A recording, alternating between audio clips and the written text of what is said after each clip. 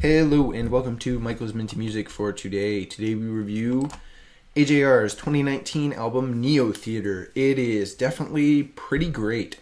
This is the track listing, and these are the tracks I added to my playlist. 9 out of 12, so 75% here. This album is great. It's got a bunch of really good songs and flows pretty well overall. The sound is pretty varied but still consistent with their style. So overall, just a really great album. The first half is really quite incredible. The opening track, Next Up Forever, is a pretty successful replacement with their overtures, which I was not expecting.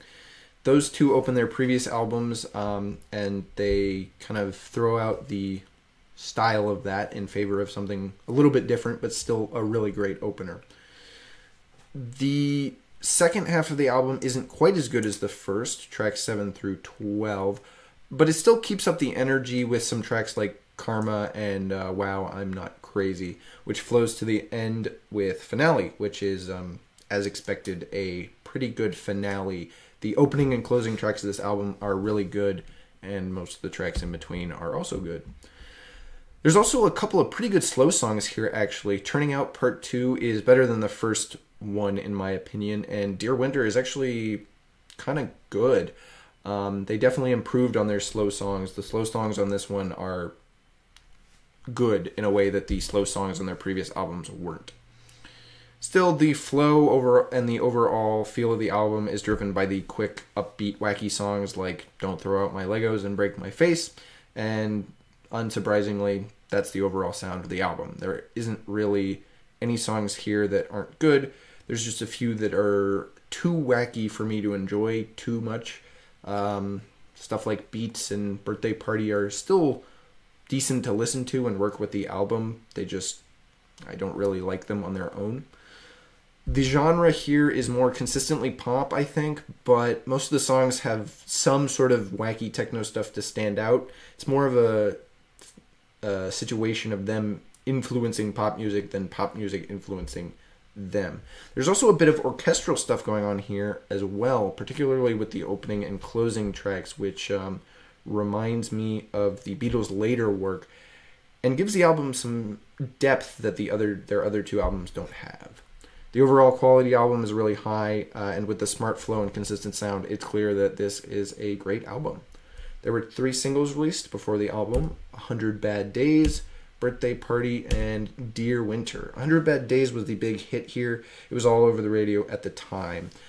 I don't love the track, if I'm being honest. I didn't love it when I first heard it, and having it be overplayed wasn't great. I don't think it's the best track here by far. Stuff like Don't Throw Out My Legos and Karma are both higher quality in my opinion, although my favorite here has to be Break My Face. It's a bit less experimental with its techno sounds. It sounds a bit more traditionally pop, a bit more Imagine Dragons-ish, which I do like. I rank this album the best out of the 3 AJR albums I've heard so far. It's definitely a step above their other 2 albums. They've cut out the sort of not great tracks, and it's improved the overall quality greatly. Additionally, I think the flow on Neotheater is a bit better than the flow on their other 2, although that may just be because of the higher quality. The Click has some of the hits to compete with the hits on Neotheater, but the non-hit tracks on Neotheater are certainly superior, so it definitely ranks higher. This is definitely a bit of a sort of magnum opus for them. You can tell they went out of their way to make their best album yet, which is why, additionally, this album does take my top spot from 2019, taking it away from Taylor Swift's Lover, which is another really great album.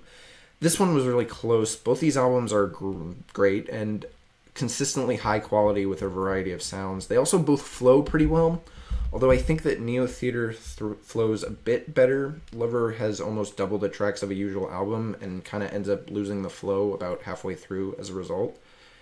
In the end, it comes down to the fact that I just slightly prefer AJR kind of as a band artist to Taylor Swift. I do enjoy her work, but I think that with these albums being so evenly matched, I've got to go with the more experimental pop tunes, which are push the boundary a little bit more than sort of late 2010s Taylor Swift. So, thank you for watching. Next up will be Sting's most recent album, 2021's The Bridge. It's alright, some good tracks on it, but not great overall. So stay tuned for that, and as always, stay minty.